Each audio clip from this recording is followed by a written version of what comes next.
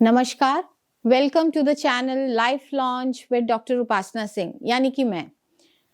Today's episode is not about the allegations, but it's all about the voices of aspirants of HPSC Assistant Professor of English. They prepared, they worked really so hard, they prepared day and night and appeared in exam. And recent result of HPSC English mains exam that raised so many questions. Questions related to transparency, question related to evaluation process and fairness.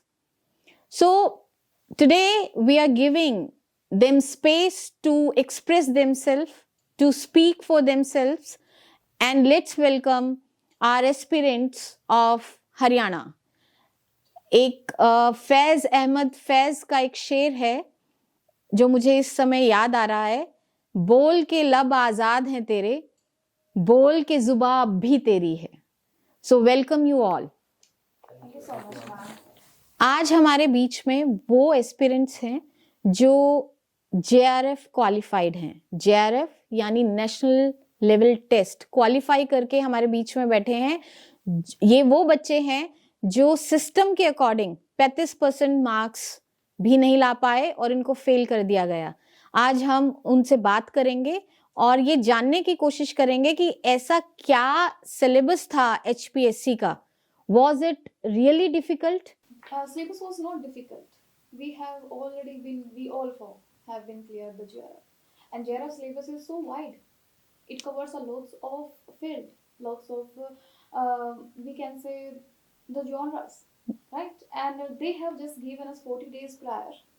This, we have a copy of our syllabus of HPSC right here.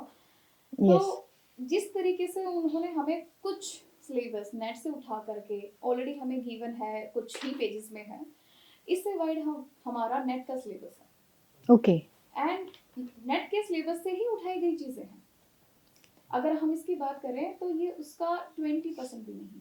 यानी कि जो net के लिए आपने prepare किया उसके मुकाबले ये वही बात हो गई ऊंट के मुंह में जीरा, कि आपके लिए कोई डिफिकल्टी नहीं थी इसको क्रैक करना या उसके लिए प्रिपेयर करने के लिए. वाइड यूनिट्स थी हमारे जैसे यूजीसी नेट JRF के सिलेबस में जिसकी कोई रीच नहीं होती. Yes. आपके पास कितना सिलेबस होगा. अगर हम HPSC को से कंपेयर करें तो वो आप 20 to 30% लगा सकते हो उसको. मतलब 20-30% भी मैंने ज्यादा बोल दिया क्योंकि इसमें बहुत मिनिमम नॉवेल्स हैं और जो मोस्टली हमने मास्टर्स के टाइम पे पढ़े होते हैं. तो अगर हम ये देखें कि हम यूजीसी नेट JRF के मतलब पेपर में हम JRF क्लियर करके आ रहे हैं जिसके लिए काफ़ी अच्छी खासी कट ऑफ चाहिए होती है. तो अगर हम वहाँ पे 60-65% इतना ले सकते हैं सेम कंटेंट में जबकि वो वाइड है, और हम इधर मतलब जो HPSC है जिसमें 20-30% सिलेबस है उसमें हम 35% भी नहीं लेकर आ सकते. मतलब कंटेंट हमारा क्या, हमें 35% भी नहीं आता यहाँ. तो ये क्वेश्चन है कि HPSC में कि क्या मतलब जो सिस्टम है वो ट्रांसपेरेंट है या हमारी कोई गलती. यस, यहाँ पर एक बहुत बड़ा जो क्वेश्चन है वो यही है. बार बार ये बच्चे जो एक मुद्दा उठा रहे हैं वो ये है कि कहीं ना कहीं अगर सिस्टम ये कह रहा है कि कोई चीटिंग इन बच्चों के साथ नहीं हुई तो ऐसा लग क्यों नहीं रहा. ऐसा क्या है कि हरियाणा प्रदेश के बच्चे जो हैं इस दौड़ से बाहर हो गए हैं कि केवल और केवल 35% मार्क्स भी नहीं ले पाए हैं. क्वेश्चन पेपर क्या था, ऐसा क्या पूछ लिया था HPSC ने. क्वेश्चन पेपर पर बात करने से पहले मैं 2-3 चीजें आपके सामने रखना चाहता हूँ. जैसा कि उन्होंने बताया कि नेट का सिलेबस है जो हम नेशनल लेवल पे हम कम्पीट करते हैं बच्चे, उसमें ये सिर्फ हरियाणा के कैंडिडेट्स की बात नहीं है. हाँ. इस रेफरेंस में बात करें तो हरियाणा के कैंडिडेट्स पूरे इंडिया के कैंडिडेट्स हैं जो इंग्लिश लिटरेचर के, उनके साथ कम्पीट करते हैं और अच्छा स्कोर भी करते हैं. मतलब उसमें नेट की आप जो डिफिकल्टी लेवल है वो सभी आप पढ़ाते भी, आपको भी पता है और कैंडिडेट्स हैं इनको भी पता है, हम सभी को पता है. और उसमें क्या है कि नेट का सिलेबस है जो बहुत ही वाइड है. इस वास्ट है. जो सिलेबस में HPSC का जो असिस्टेंट प्रोफेसर का सिलेबस था इसके रेफरेंस में मतलब बहुत वाइड है. और मैं यहाँ पर एक चीज और क्लियर कर देती हूँ कि ये नेट और JRF क्लियर करना सबकी बस की बात नहीं होती. ये वो बच्चे हैं जिन्होंने अपनी जिंदगी के कई साल तैयारी में लगाने के बाद नेट और जेआरएफ वो क्लियर करते हैं, और उसके बाद भी इनकी स्ट्रगल खत्म नहीं होती, क्योंकि उसके बाद पीएचडी के लिए एक कंपटीशन जो अलग लेवल का हर एक यूनिवर्सिटी रखती है। जरूरी नहीं है कि आपने जेआरएफ कर लिया तो आपका एडमिशन हो जाएगा, it is not the surety. Yes please. Example के तौर पे मैं थोड़ा सा हाईलाइट करना चाहूँगा चीज़ें जो भी सिलेबस के एचपीएससी के असिस्टेंट प्रोफेसर एग्जाम के लिए जो भी सिलेबस था उसको स्पेसिफाई किया गया था। तो इसमें बहुत ही सरफेस लेवल के बहुत ही फेमस जो प्लेस हैं, हर एक यूनिवर्सिटीज के मतलब जो उनका सिलेबस है यूनिवर्सिटीज का, उस सिलेबस में ये प्लेस, ये नॉवेल्स, ये पोएट्री, हर तरह का ऑनर ये मतलब दिया गया है, कवर किया हुआ है सिलेबस में। ऐसा नहीं है कि ये सिलेबस बिल्कुल ही नया है या फिर बच्चों को इसके बारे में कुछ पता ही नहीं है। ये सिलेबस मतलब बहुत सारे बच्चे ग्रेजुएशन से, फिर मास्टर्स से, बहुत सारे हमसे जो सीनियर कैंडिडेट्स हैं वो एमफिल में भी, पीएचडी में भी बहुत सारा इन पे काम कर चुके हैं। तो ऐसा नहीं है कि ये सब किसी के लिए नया है। बहुत सारे एग्जांपल के तौर पे मैं बता देता हूँ कि क्लासिकल में जैसे सोफोक्लिस का प्लेस है दिए गए हैं, प्लॉटस, और फिर आगे शेक्सपियर के प्लेस हैं इसमें दिए गए हैं, जॉन ऑसबॉर्न, मॉडर्न टाइम्स में ले ले तो और पर्टिकुलर प्लेस हैं, ऐसा नहीं है कि आपको पूरा शेक्सपियर ही प्रिपेयर करना था, आपको सिलेबस में पर्टिकुलर प्लेस दिए हुए थे कि यही प्लेस में से आंसर आने वाले हैं। यस तो इसमें और भी बहुत सारी रेफरेंसेस आप ले सकते हैं, जैसे पोएट्री में भी आप दे सकते हैं, चौसर से लेके हमारे जो ऐसे फेमस राइटर्स हैं जो हर एक यूनिवर्सिटी के सिलेबस में मिलेंगे आपको। तो इन पे बहुत सारा काम भी हो चुका है, ऐसा नहीं है कि किसी का मटेरियल भी अवेलेबल नहीं है कि बहुत ही नया था कुछ की कहीं पढ़ने के लिए भी मटेरियल मौजूद नहीं था, कि कैंडिडेट्स की तैयारी अच्छी नहीं हो पाई होगी।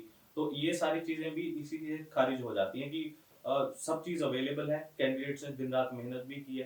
कैंपस में जैसा लगा लीजिए केयू के कैंपस में मेरे आसपास जो कैंडिडेट्स थे, मैंने भी तैयारी की उस तरीके से, और भी कैंडिडेट्स थे जिन्होंने दिन रात लगे हुए थे, और उनका बैकग्राउंड भी ऐसा था कि उनको ये सारी चीजों की अच्छी नॉलेज थी, पर फिर भी डिस्पाइट दीज थिंग्स वो फेल हुए हैं इस एग्जाम में। और जो आपने क्वेश्चन पेपर की बात की थी, तो अभी मैंने आपको जैसे सिलेबस का रेफरेंस दिया, तो इस सिलेबस के रेफरेंस में मैं थोड़ा डिस्कशन नेट के सिलेबस का करना चाहूंगा कि इसमें ये देखिए, नेट के सिलेबस में सिर्फ आपको 10 यूनिट्स मतलब स्पेसिफाई कर दी गई हैं, इसमें कोई लिमिट ही नहीं है। और एचपीएससी का सिलेबस जैसा इन्होंने बताया कि 20% भी नहीं है। ये बात बहुत बड़ी चीज है कि 20% सिलेबस में से भी वो 35% का क्राइटेरिया क्रॉस करना कितनी ही बड़ी बात है कैंडिडेट्स के लिए, वो भी उन कैंडिडेट्स के लिए जिनका एकेडमिक रिकॉर्ड बहुत ही अच्छा रहा है। यस काफी बच्चे ऐसे हैं जो गोल्ड मेडलिस्ट हैं अपनी अपनी यूनिवर्सिटी के, और नॉट ओनली अगर आप देखें ग्रेजुएशन से आप बात करें तो ग्रेजुएशन में भी गोल्ड मेडलिस्ट हैं, फिर पोस्ट ग्रेजुएशन में उन्होंने गोल्ड मेडल लिया, उसके बाद जेआरएफ को क्रैक किया, उसके बाद उसकी तैयारी की, एचपीएससी का जो फर्स्ट स्क्रीनिंग था उसको मेरिट मार्क्स के साथ उन्होंने क्लियर किया। तो ऐसा क्या हो गया कि मेंस में वो 35% मार्क्स भी नहीं ले पाए ये बच्चे। और तीसरी जो आपने मुख्य बात मेरे से पूछी थी कि ऐसा क्या क्वेश्चन पेपर ऐसा क्या आ गया। हाँ, क्वेश्चन पेपर के रिगार्डिंग, तो अभी मैं इस पे क्वेश्चन की बात करता हूँ आपसे। जैसे भी इसमें 15 क्वेश्चंस दिए गए हैं, 15 इसमें क्वेश्चंस हैं, जो भी लिटरेचर से संबंधित स्टूडेंट जिसने 4-5 साल लिटरेचर पढ़ रखा है, इस क्वेश्चन पेपर में ऐसा कुछ भी नहीं है जो उस बच्चे को नहीं पता होगा। The paper is from easy to moderate, not even tough. Example के तौर पे मैं 2-3 क्वेश्चन पढ़ना चाहूंगा इसको। हाँ बिल्कुल। इसमें पहला क्वेश्चन दिया कि discuss how 12th night, look back in anger and streetcar name desire reflect changing conventions of romantic and domestic conflict, how do class and gender intersect in these text. Okay अब इसमें दूसरा जो मैं question पढ़ना चाहूंगा, analyse the treatment of social class and mobility in pride and prejudice, Tom Jones and hard times. Example के तौर पे हमने 2 ही क्वेश्चन लिए, सिर्फ 2 क्वेश्चन लिए। अब मैं इसमें कुछ पॉइंट्स हैं जो हाईलाइट करना चाहूंगा। की नोट पे ध्यान दीजिए आपकी 12th night, look back in anger, streetcar name desire, pride and prejudice, yes Tom Jones, hard times. सबसे सरफेस लेवल के इसमें प्लेस भी हैं, नॉवेल्स भी हैं, बिल्कुल सरफेस लेवल के। This is the ABCD of literature. Yes ठीक है मैम। तो कोई भी जो कैंडिडेट एचपीएससी का सिलेबस में स्क्रीनिंग टेस्ट पास करके written test subject knowledge test में बैठा था तो उसके लिए कुछ नया है ही नहीं। दूसरा जो इसमें मैं पॉइंट रखना चाहूंगा वो ये देखिए कि जो पहला क्वेश्चन मैंने बोला कि 12th night look back in anger a streetcar name desire. इसमें है इन्होंने रोमांटिक और डोमेस्टिक कॉन्फ्लिक्ट की बात की है, 2 तो पॉइंट इन्होंने पूछे, 3 इन्होंने प्ले दिए, हमें 5 जो कीवर्ड्स हैं उस पे ध्यान देना है। तो क्वेश्चन जो अटेम्प्ट करने का हमें जो प्रॉपर टाइम मिलता है, अगर हम 15 क्वेश्चन के डिवीजन में उसको देखें तो हमें 12 ही मिनट मिलते हैं 3 घंटे में एक क्वेश्चन को करने की। तो ये भी बहुत बड़ी ध्यान देने की बात है कि 12 मिनट में आप 5 से 6, किसी क्वेश्चन में 7 भी की वर्ड्स हैं, इन कीवर्ड्स के अकॉर्डिंग आपको एक विजन भी बनाना होता है बच्चे को। We are not robots after all, हमें एक विजन भी बनाना होता है, हमें फिर लिखने की एक धारणा भी तैयार करनी होती है, हम कैसे उसको शुरू करेंगे, कैसे उसको उसकी मिडल बनाएंगे, कैसे हम सारे कीवर्ड्स कंक्लूड करेंगे। यस, मतलब उसमें अटेम्प्ट कर पाएंगे। वो भी ये ध्यान देते हुए कि बच्चे के उसमें साइकोलॉजिकल इफेक्ट्स भी देखिए कि जब हम क्लास में या रेगुलर तैयारी करते टाइम हम जो भी चीजें बोल रहे हैं लिख रहे हैं वो बहुत बेहतर होती है उस चीज के, जब एग्जाम का प्रेशर बच्चे के ऊपर हो कि उसने 3 घंटे में एक मतलब लाइफ टर्निंग जो अटेम्प्ट है उसका वो हाँ, दे रहा है बच्चा, और जिसको ये पता है कि शायद ये मेरा लास्ट चांस है। जी।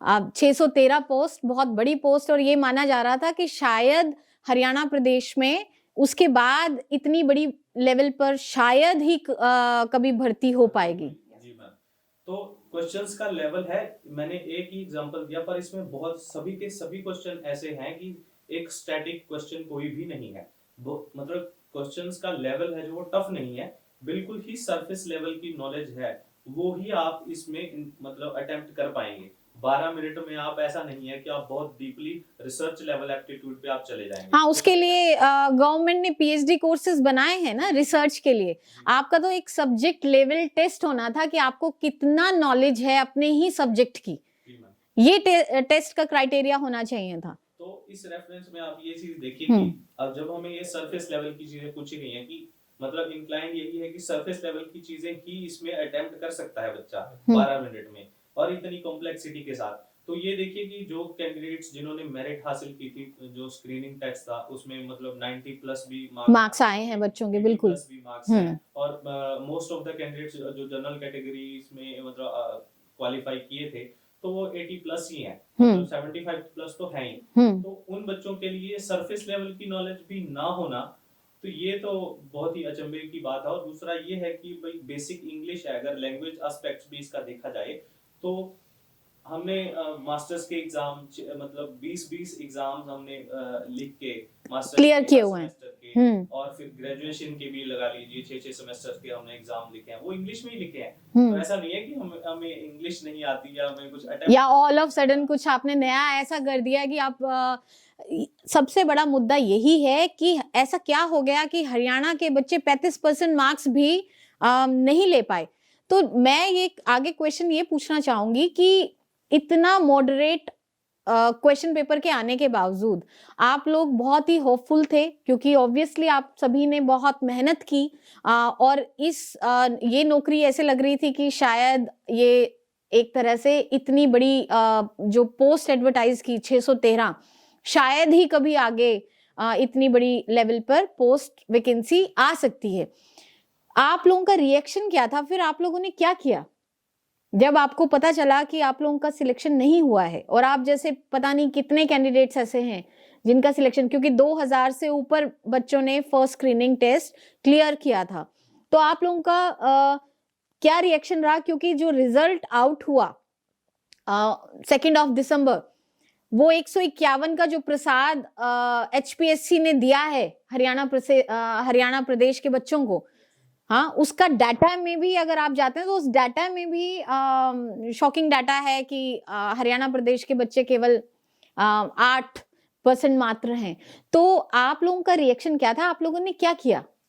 मैं इस क्वेश्चन का जवाब थोड़ा बैकग्राउंड से शुरू करूंगा। वो ये है कि जब हम तैयारी कर रहे थे केयू के कैंपस में भी और भी यूनिवर्सिटीज के जो कैंडिडेट्स थे, जो एस्पिरेंट्स थे, जो इस पेपर की तैयारी कर रहे थे, तो उनसे भी हमारी बातचीत पेपर की रिगार्डिंग कि कैसा पेपर आ सकता है या कैसे आप तैयारी कर रहे हैं, आप क्वेश्चंस अटेम्प्ट कर रहे हैं, मॉक टेस्ट लगा के देख रहे हैं। तो सभी ये मतलब एक बैकग्राउंड में चल रही थी चीजें, बच्चों की प्रिपरेशन इस तरीके से चल रही थी, बहुत ही अच्छे लेवल पर बच्चे तैयारी कर रहे थे। जैसे मतलब बच्चे हमसे जो कैंडिडेट्स हमसे सीनियर भी थे और हमसे जूनियर, तो वो नई नई चीजें बच्चों से आपस में मतलब कैंडिडेट्स को पता चल रही थी। सभी ने बहुत अच्छी तैयारी की थी। और मैं अपना पर्सनल ओपिनियन इसमें दूं तो मतलब तैयारी से लेकर और पेपर अटेम्प्ट करने तक मुझे थोड़ी नर्वसनेस थी कि पेपर कैसा आएगा, मतलब कैसा आएगा, क्योंकि हमारे पास कोई एज अ सैंपल नहीं था कुछ कि ये फर्स्ट टाइम, हाँ, ये भी एक बहुत बड़ा मुद्दा है जिसपे हम आगे डिस्कस करने वाले हैं। मैं आपको बता दूं कि एचपीएससी ने अभी तक, इससे पहले जितनी भी भर्तियां की हैं असिस्टेंट प्रोफेसर, और हम बात करेंगे स्पेसिफिकली ऑफ इंग्लिश सब्जेक्ट, तो एक स्क्रीनिंग टेस्ट क्वालिफाई करने के बाद आमतौर पे दुगने या तिगने बच्चों को उन्होंने इंटरव्यू कॉल लेटर दिया है। तो अब की बार क्या हो गया कि 613 पोस्ट होने के बावजूद उनको क्वालिफाई करने के लिए उनको सब्जेक्ट रिलेटेड दूसरा टेस्ट रखना पड़ा, और उसमें उन सभी को जो मेरिट में आए थे बच्चे, जिन्होंने सबसे ज्यादा मार्क्स लिए थे, वो सभी उस दौड़ से बाहर हो गए। तो जैसा कि मैंने आपको बताया कि अच्छी तैयारी थी, पेपर देने तक वो नर्वसनेस थी कि कैसे, सैंपल नहीं था, कोई आइडिया नहीं था कि क्वेश्चंस कैसे आ सकते हैं। तो इस जब कोई सैंपल आपके पास नहीं होता, जब आप बिल्कुल ही रैंडम तैयारी करते हो, तो आप बहुत अच्छे तरीके से तैयारी करते हो कि हर चीज के लिए आप तैयार रहते हो। जैसे कि क्रिकेट की टीम में ऐसा होता है कि आपको अगर प्लेयर की कभी उसको अपना देखा ही नहीं नहीं, पता, हाँ हाँ हाँ, तो उसको सिलेक्शन के टाइम में उसको तैयार रहने की जरूरत पड़ती है। कैप्टन उसको एडवाइस करता है कि आपको कहीं भी खेलने की जरूरत पड़ती है, तो अपना गेम उस तरीके से तैयार करता है। तो ऐसा ही हमने मतलब कैंडिडेट्स ने सभी ने उस तरीके की तैयारी की थी कि कोई कैसा भी क्वेश्चन आए हमें तैयार रहना, एटलीस्ट हमारी तैयारी में कोई कमी नहीं होनी चाहिए।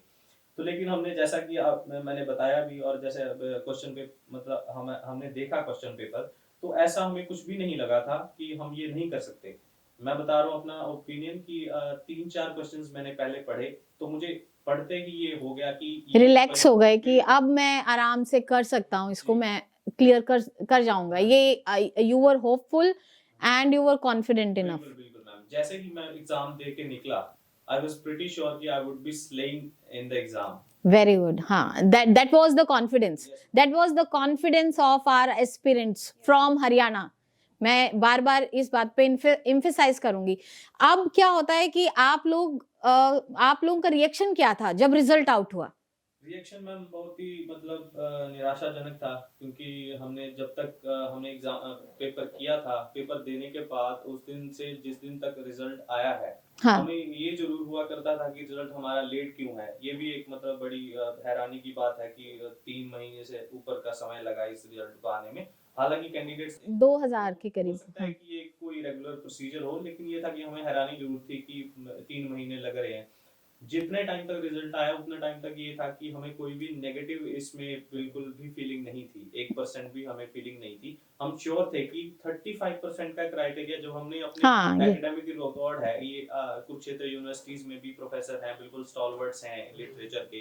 एमडीयू में भी बच्चे मतलब गोल्ड मेडलिस्ट तक जिन्होंने पेपर दिया था, जिन बच्चों का रिकॉर्ड ही ऐसा लगा लीजिए कि एकेडमिक रिकॉर्ड ही 75% प्लस है अपने एग्जाम्स में, तो ऐसा नहीं हो सकता कि वो 35% का बिल्कुल ऐसा जो, हालांकि ये स्ट्रक्चरली दिस इज कॉम्प्लेक्स, हाँ, but conceptually this paper is not complex. We can say moderate paper था। तो मैम ऐसे पेपर में मतलब 35% भी बच्चे को स्कोर करना, ये और वो भी वो कैंडिडेट्स, तो मैं अपनी बात नहीं कर रहा, लेकिन और मेरे से भी बहुत ज्यादा बेहतर कैंडिडेट्स हैं, ये सभी बैठे हैं, मेरे से भी बेहतर कैंडिडेट्स हैं जिन्होंने मेरे से ज्यादा एकेडमिकली अच्छा स्कोर किया हुआ है। ये जीआरएफ्स हैं, मल्टीपल टाइम्स जीआरएफ हैं।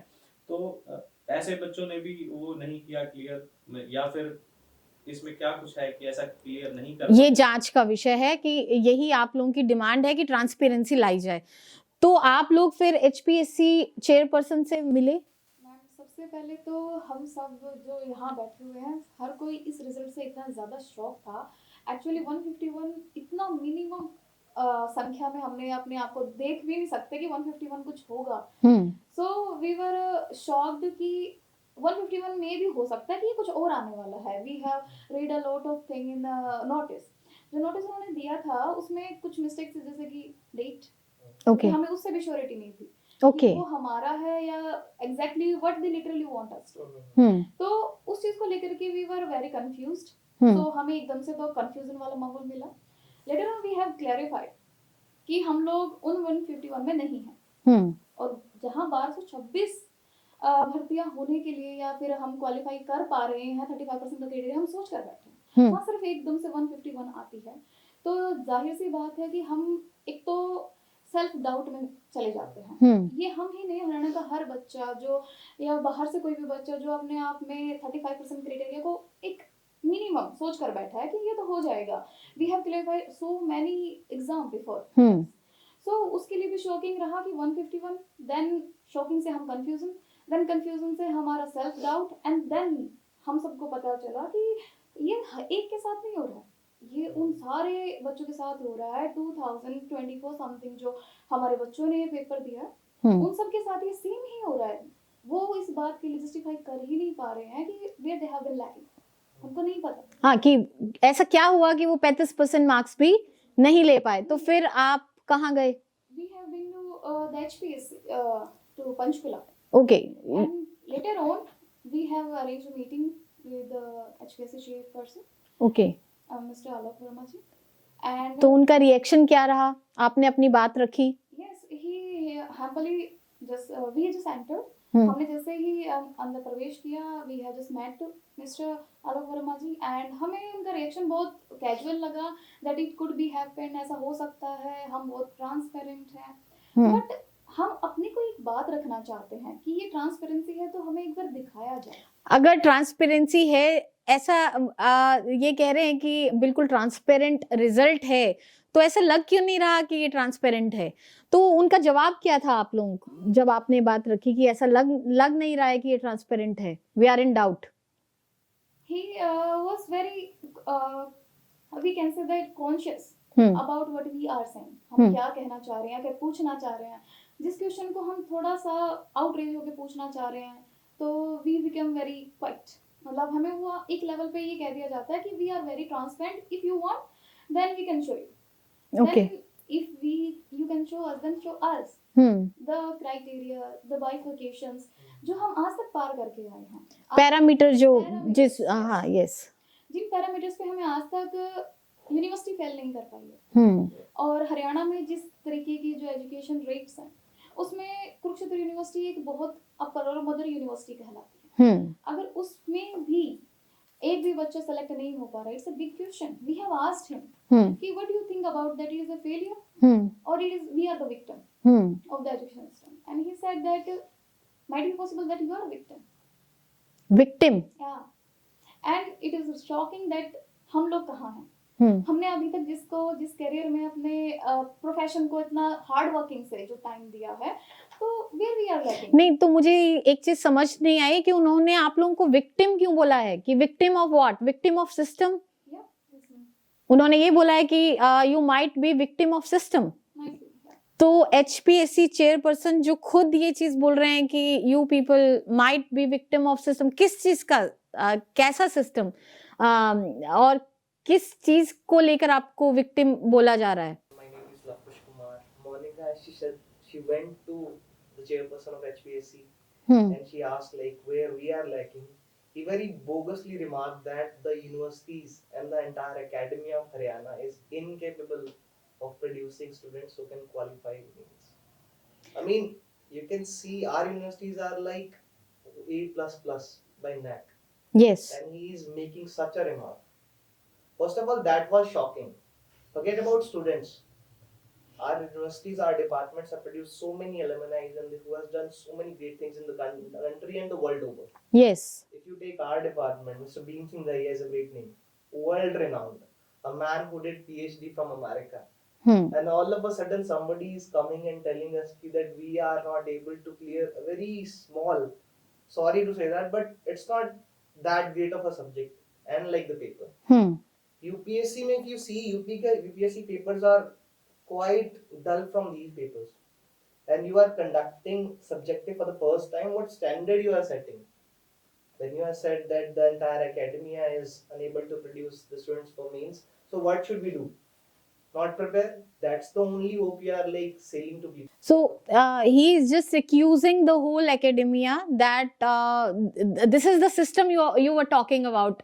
This is what I got, that he wanted to say your system, your whole academia that is in your background, that is failed. This is what he wanted to say, that the whole academia failed to produce candidates like who can secure 35% marks. This is what. So I just want to remark on this, that university is not just a building. Universities are mindset of people, who build nations. And yes, so many universities of Haryana that we are proud of, that they had produced gems, that still we can quote their name. So it shows the frustrated mindset, I can say, from the system. Your earlier question, what you said, how did you felt? Yes. That only remind me few lines by Pash. He said like सबसे खतरनाक है सपनों का मर जाना. It is so touching that आप लोगों को ये जानना बहुत जरूरी है कि एक टीचर बनना, जब एक कैंडिडेट ये सपना लेकर चलता है, ये विजन लेकर चलता है, बहुत कम होते हैं ऐसे, मैं बता दूं, जो टीचर बनना चाहते हैं. Otherwise there are so many professional fields जहां पर आप ग्रेजुएशन एंड पोस्ट ग्रेजुएशन करके आप अपना करियर डेवलप कर सकते हैं. लेकिन अगर आपको एक टीचर बनना है तो आप एक विजन लेकर चलते हैं, और अपनी जिंदगी के 28 से 29 साल आपको पहले एक एग्जाम के बाद दूसरा एग्जाम क्लियर करने में लग जाता है. आप बीए करते हैं, आप एमए करते हैं, आप उसके बाद जेआरएफ की प्रिपरेशन करते हैं. जेआरएफ को क्लियर करने में कईयों को बहुत टाइम लग जाता है, और उसके बाद उस टीचर बनने के लिए एक और जो आखिरी दौड़ होती है, जो एचपीएससी ने एग्जाम कंडक्ट किया, उसके लिए प्रिपरेशन अलग से. और एक टीचर जिंदगी भर पढ़ता है और बच्चों को पढ़ाने के लिए. तो मुझे यहाँ तो एक आचार्य चाणक्य की एक बात, कथन जो है वो बिल्कुल सही नजर आ रहा है कि एक शिक्षक कभी साधारण नहीं होता, उसकी गोदी में प्रलय और निर्माण दोनों खेलते हैं. तो यहाँ पर हम बात कर रहे हैं शिक्षकों की, टीचर्स की. ऐसा विजन जो ये बच्चों ने कब देखा होगा, और अपनी 28 से 29 साल की उम्र यहाँ तक पहुंचने में लगा दी, और एक सिस्टम ने ये कह दिया कि your whole academy is a big failure, कि आप 35% मार्क्स भी नहीं ले पाए. तो ये जो बोला है लवकुश ने कि सबसे खतरनाक है सपनों का मर जाना, तो यहाँ पर पहुंचने के बाद क्या चाहते हैं कि ये बच्चे ग्रुप डी में चले जाएं? इनके लिए आगे का फ्यूचर क्या है? तो जैसा कि लवकुश सर ने वो बात रखी कि हरियाणा का जो भी एकेडमिया है उस पे एक कमेंट हुआ है. तो अभी जैसे जो भी कैंडिडेट्स इसमें थे, हमसे मतलब हम तो फ्रेशर हैं, तो ये हमसे भी बहुत सीनियर कैंडिडेट्स भी इसमें थे. तो ऐसा है कि एक पूरी 1-2 जनरेशन्स थी इसमें, जो मतलब आने वाले टीचर्स हैं. तो ये भी एक मतलब ध्यान देने वाली चीज है कि जिन बच्चों ने टीचिंग को अपनी लाइफ दे दी, हमसे भी जो सीनियर कैंडिडेट्स हैं जिनकी 30+ एज है, 32 है, 33, ऐसे बहुत सारे कैंडिडेट्स हैं जो हमसे बड़े थे. yes. और मैम ये देखिए कि आप उन्होंने ग्रेजुएशन की, फिर उन्होंने मास्टर्स की, फिर उन्होंने एमफिल की, बहुतों ने मतलब most of the research field complete की. अगर वो इस चीज के लिए एलिजिबल नहीं है और आगे आने वाले टीचर्स भी वही हैं, पहली बात तो उनका इस पेपर ने मोरल बहुत डाउन कर दिया है कि वो आगे मेहनत कैसे करेंगे. कि इस एज पे आके जो जिनके लिए ये लाइफ टर्निंग पॉइंट था, कि उनको एक उम्मीद थी कि वो इस पेपर में अच्छी मेहनत करके वो कुछ हासिल कर पाएंगे, जिन्होंने जो मतलब जिस पेपर के लिए उन्होंने 9-10 साल दिए थे अपनी लाइफ के, कर रहे थे. बहुत टाइम के बाद सुना था कि ये भर्ती आ रही है और इसमें भी उनको फेल कर दिया गया है. तो ये बहुत ही मतलब निराशाजनक है, क्योंकि आने वाले जो स्कूल्स में अभी बच्चे पढ़ रहे हैं, तो हमें भी उनके लिए एक इंस्पिरेशन बनना था. हमने भी मेहनत की थी, तो आगे वाले बच्चों के लिए हम तो कुछ एग्जाम्पल सेट कर ही नहीं पाए. और दूसरी बात ये है कि हम 9-10 साल 12 साल का एक्सपीरियंस लेके, बच्चे अपने एकेडमिक एक्सपीरियंस लेके, अगर वो एक 35% का छोटा सा क्राइटेरिया उसको बिल्कुल मतलब नेग्लिजिबली डाउन कर देता है बिल्कुल ही, तो उस चीज का यूटिलाइजेशन कहाँ होगा. हालांकि अभी रिसेंटली हरियाणा सरकार आई थिंक ये प्लान कर रही है, यूटिलाइजेशन के लिए ही उन्होंने एक स्कीम बनाई है। सरकार अपने तौर पे अच्छे काम कर रही है। तो उन्होंने ये अखबार में ये न्यूज आई थी कि भाई जो कैंडिडेट्स हैं, research scholars, research scholars, yes, तो वो स्कूल्स में या मतलब अदर जो एजुकेशनल इंस्टीट्यूशंस हैं उनमें वो पढ़ाएंगे। तो यही पैराडॉक्स है कि पैराडॉक्स है कि यदि हम हायर एजुकेशन का एक पेपर जो हमें मतलब फेल कर रहा है, 12-13 साल का बहुतों का एक्सपीरियंस है जो इसको माइन्यूट कर दिया गया है बिल्कुल, तो वो पढ़ाएगा कैसे, या फिर वो पढ़ा सकता है तो फिर ये पेपर। देखो, दो बातें यहाँ से निकल के आती है कि हायर एजुकेशन इतना रिलाय कर रहा है अपने ही बच्चों पर कि अखबार में ये खबर छपती है कि ये बच्चे वो बच्चे हैं, ये एस्पिरेंट्स वो एस्पिरेंट्स हैं, रिसर्च स्कॉलर्स जो अलग अलग कॉलेजेस में पढ़ाएंगे। ये प्लान है गवर्नमेंट का जो न्यूज़पेपर में आया, और एचपीएससी इन्हीं बच्चों को फेल करती है और इन्हीं बच्चों को ये कह दिया जाता है your whole academia is a failure. तो ये कितना बड़ा दुर्भाग्य है। तो हमारे सामने मैम कोई क्लियर पिक्चर है ही नहीं, क्योंकि इस पैराडॉक्स पे आके जो हम सामने खड़े हैं तो हमें ये दिख रहा है कि हम अब जो हमारी पढ़ाई है, हमारा जो भी टैलेंट है इसी फील्ड में है, अगर ये यूटिलाइज होने का हमें आगे कोई चांस ही नहीं है, या फिर हम फेल कर दिए गए हैं, तो हमें कुछ हम समझेंगे कैसे कि हमें आगे लाइफ में करना क्या है। तो हम तो बिल्कुल अब इसमें निराशाजनक वो जो कॉन्फिडेंस हमारा डाउन हो चुका है इतना कि हमारे में वो अब है ही नहीं वो चीज। तो क्या लगता है कि सबसे ज्यादा डिस्टर्बिंग फैक्टर क्या रहा इस रिजल्ट का? क्या कोई पैटर्न मिला आप लोगों को कि कोई पैटर्न है ऐसा जो देखने को मिल रहा है कि 151 बच्चे ही जो ये मेंस जो है वो क्लियर कर पाए, ऐसा क्या पैटर्न है? या कोई कट ऑफ सिर्फ 35%? क्या 35% इतना ज्यादा था? इस पे हम चर्चा कर चुके हैं कि 35% कुछ भी नहीं था ऐसे बच्चों के लिए जो मेरिट में रहे हमेशा से। तो ये एक्सीडेंट नहीं हो सकता है कि एक बार सफल हुए वो पोस्ट ग्रेजुएशन में, ग्रेजुएशन में, उसके बाद जेआरएफ क्रैक करने के बाद ये 35% मार्क्स ज्यादा मार्क्स नहीं है कि ये बच्चे ले ना पाए। तो आपको क्या लग रहा है लूप होल कहाँ है? मैम मुझे ऐसा लगता है कि कोई भी सिस्टम है तो उसमें लूप होल्स हो सकते हैं, ठीक है। तो एक बीइंग अ टीचर और being a chairman of the HPSC, so उनको लूप होल्स देखने चाहिए, क्योंकि रिसर्च का जो एक लूप होल है वो हर जगह रहता है और विद टाइम हमें इम्प्रूव भी करना चाहिए। तो अगर हम कैंडिडेट्स को लगा है कि भाई हमारे साथ चीटिंग हुई है, तो हम ये चाहते हैं कि उसकी चेकिंग हो, कि वो लूप होल्स जो क्या वो सच में एग्जिस्ट कर रही है जो हम बोल रहे हैं, या वो नहीं है। हमें एक क्लियर पिक्चर चाहिए। जस्ट आपने ऐसे बोल दिया कि नहीं हमारी ट्रांसपेरेंसी है, ऐसे नहीं है वैसे नहीं है, वो कोई एक तरीका नहीं होता। आप लोग ये चाहते हो कि आपको ये बताया जाए कि ये पैरामीटर्स आपने क्या सेट किए थे पेपर इवैल्यूएशन के, पहली चीज। और दूसरी, आप लोगों की क्या डिमांड है? अगर एचपीएससी ऑफिशियल्स हमारा चैनल इस समय सुन रहे हैं तो मैं चाहूंगी कि हरियाणा जो रिप्रेजेंट कर रहे हैं ये एस्पिरेंट्स, इनकी डिमांड क्या है ऑफिशियल से? मैम हमारी डिमांड यही है कि ट्रांसपेरेंसी की जाए, क्योंकि अगर हम एक डेवलप इंडिया की तरफ बढ़ रहे हैं तो ये भी हमारा एक लूप होल सेट किया जाना चाहिए। जैसे हम और भी इम्प्रूवमेंट्स कर रहे हैं कि अगर आपको कुछ सिस्टम में दिखता है तो आप उसको क्लियर करिए। ऐसे ही कोई मतलब 400 500 या 1000 बच्चे ऐसे उठ के नहीं आएंगे कि हमारे जो हमने पेपर में किया था हमें वो मार्क्स नहीं मिले। एक को वहम हो सकता है, दूसरे को वहम हो सकता है, बट एक साथ इतने बच्चों का आना वो कोई एक मतलब कोइंसिडेंस नहीं है। और कोइंसिडेंस मैं फिर एम्फेसाइज करूंगी, ये सिर्फ कोइंसिडेंस सिर्फ हरियाणा स्टेट के बच्चों के साथ तो नहीं हो सकता कि एक बच्चा क्वालिफाई नहीं कर पाया, दूसरा नहीं कर पाया। ज्यादातर मेजॉरिटी में हरियाणा प्रदेश के बच्चे ही हरियाणा प्रदेश की वैकेंसी के दौड़ से जो बाहर हो गए हैं। तो क्या कहना चाहेंगे लास्ट मैसेज जो है? मैम जितना हमने अभी डिस्कस किया है इतने में हमें एक बात साफ हो गई है कि हमें बहुत बड़े लेवल पर एक लूप होल मिला है जिसमें हम लोग तो फेल हो गए हैं या हमें कर दिया गया है। कोई बिना क्राइटेरिया बताए, ना ही कोई आपको बाइफिकेशंस नहीं बताई गई हैं कि किस बेसिस पे आपको बैक किया गया। और सबसे बड़ा हमें एक लूप होल ये मिलता है कि हमारी ये जरूरत अब भी एजुकेशन सिस्टम में बरकरार है। हाँ। और उस बरकरारी को हम देखते हुए खुद को कहीं पर भी खड़ा नहीं महसूस कर पा रहे हैं जिसमें हमें ये लगे कि हाँ हम ये पढ़ाएंगे, या हम इस चीज को लेकर के आगे बढ़ेंगे, अपने बच्चों को ये सिखाएंगे। हम जिस चीज से खुद जूझ रहे हैं, क्या सरकार हमें उन पदवी पर पहुंचाकर हमें दोबारा से उसी स्तर पर लाना चाहती है?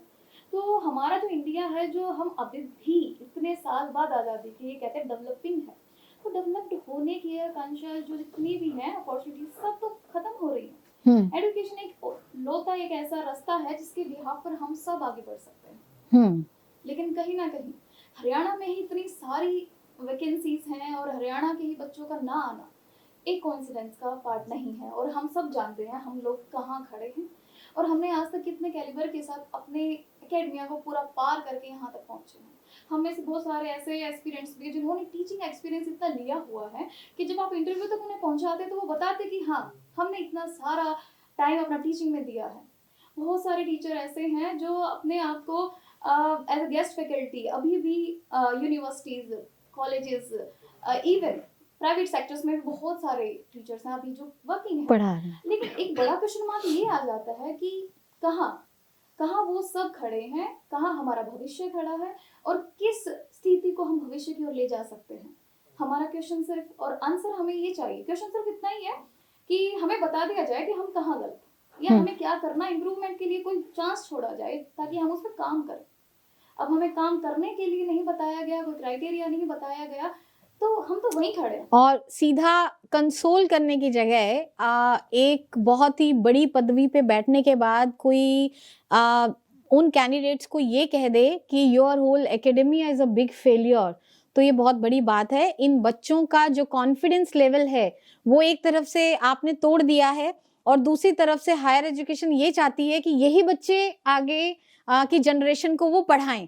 तो मेरा एक मैसेज माननीय मुख्यमंत्री जी और एजुकेशन मिनिस्टर से एक छोटी सी अपील जो है कि ये जो हमने आज चर्चा की है ये आरोप नहीं है लेकिन संवाद के लिए एक अपील की गई है। और ये समय है जब आप अपने हरियाणा प्रदेश के बच्चों के साथ खड़े हो सकते हैं और इनको आप लोगों की सपोर्ट की बहुत जरूरत है। अपना कॉन्फिडेंस लेवल ये खो चुके हैं, इनको कॉन्फिडेंस के साथ साथ इनका आत्मसम्मान वापस दिलाया जाए। जब आप इनकी एक छोटी सी डिमांड है कि इनका जो क्वेश्चन पेपर, जो आंसर शीट्स हैं उनको दोबारा री इवैल्यूएट करवाया जाए, उसके लिए एक कमेटी गठित की जाए और ये भी देखा जाए, क्योंकि ये जांच का बहुत बड़ा मुद्दा है कि 151 बच्चों में से जो भी आप लोगों ने कमेटी बनाई थी ये सुनिश्चित किया जाए और आप देखें उस लिस्ट को कि उस पर्टिकुलर स्टेट या उसी पर्टिकुलर यूनिवर्सिटी के कितने छात्र हैं। ये मैंने पहले भी अपने वीडियो में बोला था। तो मैं बिल्कुल यहाँ पर ये कहना चाहूंगी कि माननीय जब योग्य युवा सवाल करते हैं तो ये किसी प्रकार की कोई अवज्ञा नहीं है बल्कि लोकतंत्र की चेतना है।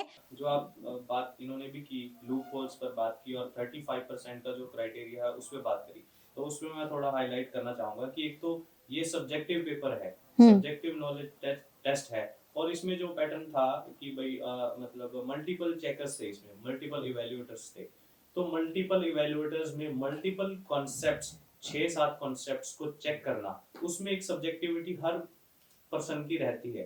तो उसमें ये 35% का एक मिनिमम क्राइटेरिया सेट करना वो अपने आप में एक बहुत बड़ा लूप होल है, क्योंकि सब्जेक्टिविटी में जैसा ही आप लिटरेचर से जुड़े हुए हैं, हमसे बहुत ज्यादा सालों से आप जुड़े हुए हैं और हम आपसे मतलब आप बहुत अच्छे तरीके से कैंडिडेट्स से आप ज्यादा जानते हैं, कैंडिडेट्स ने भी बहुत ज्यादा इसमें मेहनत की थी। तो ये है कि कोई जो ज्यादा एक्सपीरियंस्ड पर्सन है इसमें, जिसकी सब्जेक्टिविटी किसी पर्टिकुलर चीज को लेके अलग हो सकती है, मेरी किसी चीज को लेके अलग हो सकती है, वो कम या ज्यादा सही हो सकती है। उस एक कैंडिडेट की सब्जेक्टिविटी थोड़ी ज्यादा रेलेवेंट लग सकती है एक सिचुएशन में एक इवैल्यूएटर को, दूसरे इवैल्यूएटर को दूसरे की उस पॉइंट पर सब्जेक्टिविटी ज्यादा सही लग सकती है। तो ये कम ज्यादा का तो इसमें मैं मान सकता हूँ कि क्राइटेरिया पर गलत नहीं हो सकते। हाँ, 35% से एकेडमिकली बहुत अच्छे रिकॉर्ड वाले बच्चों का उस स्तर से नीचे गिर जाना कि बिल्कुल माइनॉरिटी हो जाए, बिल्कुल गलत ही हो जाए, तो इसमें ये बहुत बड़ा लूप होल। आप इसको टोटल मार्क्स के रेफरेंस में रख के देखिए तो 10 में से अगर मतलब 150 में से 52 नंबर जो बच्चे मतलब रिक्वायर्ड जो मेरिट थी बच्चे नहीं ला पाए, तो उस हिसाब से देखिए कि 3 के आसपास 3 साढ़े 3 के आसपास ही नंबर बनते हैं। तो इतनी भी सब्जेक्टिविटी कैसे गलत हो सकती है कि 10 में से एक क्वेश्चन में हम 3 साढ़े 3 नंबर भी नहीं ला पा रहे। वही मुद्दा यही आता है कि पैरामीटर्स क्या सेट किए गए थे। ये पैरामीटर्स जो है, ये बार बार इसी बात पे बात कर रहे हैं एस्पिरेंट्स कि पैरामीटर्स क्या थे चेकिंग के, तो वो क्लियर किया जाए इन बच्चों को। कोई आंसर शीट जो है, आप इनकी ट्रांसपेरेंसी यही है कि इनकी जो आंसर शीट्स हैं उनको री इवैल्यूएट किया जाए, क्योंकि ये आंकड़े बहुत चौंकाने वाले हैं। बिल्कुल। I'm adding on to one more loophole is that representation. आप हाँ। जैसी कैटेगरीज में अगर आप देख लीजिए हरियाणा के बच्चे बहुत कम है। अगर यू रेफर टू जो कैटेगरीज रिजर्व्ड, उनमें से 2 कैटेगरीज है जिसमें सिर्फ कोई भी नहीं है। हाँ, और 120 जीरो। सीट जो ऐसी कैटेगरीज है उसमें 120 सीट्स में से 3 ही बच्चे हैं। What does that shows कि लाइक जो बचे हैं वो जाके CD ग्रुप में भरे। हाँ, They want clerks and peons, not the people who can question them. Yes exactly, this is the, ये बहुत एक जेन्युइन क्वेश्चन है कि ऐसा क्या हो गया कि 113 बार बार वो ये घुमा फिरा के यही मुद्दा है कि 613 पोस्ट थी, 613 में से ऐसा क्या हुआ कि कुछ कैटेगरी तो ऐसी हैं जिसमें बिल्कुल कोई भी इनको कैंडिडेट नहीं मिला।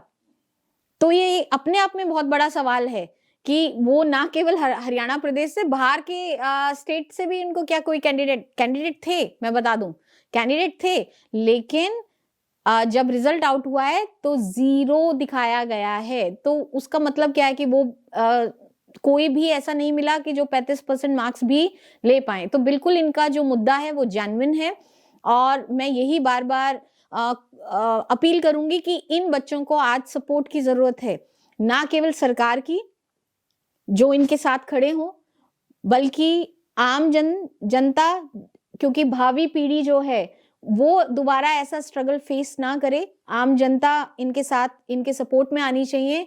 माता पिता तो सपोर्ट में है ही, और इनके सभी गुरुजन जिनके ये शिष्य रहे हैं, जिन यूनिवर्सिटी के ये छात्र रहे हैं, उन सभी को इनको सपोर्ट करना चाहिए। मैं अपने चैनल के माध्यम से हरियाणा के सभी एस्पिरेंट्स को एक मैसेज जरूर देना चाहूंगी कि ये समय हताश और निराश होने का बिल्कुल भी नहीं है। आपने अपने आप को कई बार आपने फाइट की है, आपने हर लेवल पे वो हर्डल्स क्रॉस किए हैं विद मेरिट मार्क्स। तो इस समय ये जरूर आपका हक बनता है सवाल करना, और हताश और निराश बिल्कुल नहीं होना है। ब्राउनिंग के मुझे कुछ वर्ड्स याद आ रहे हैं, that so one fight more best and the last one. So thank you very much for your time. आपके चैनल के माध्यम से हमारी आवाज रखने के लिए बहुत बहुत धन्यवाद। Thank you.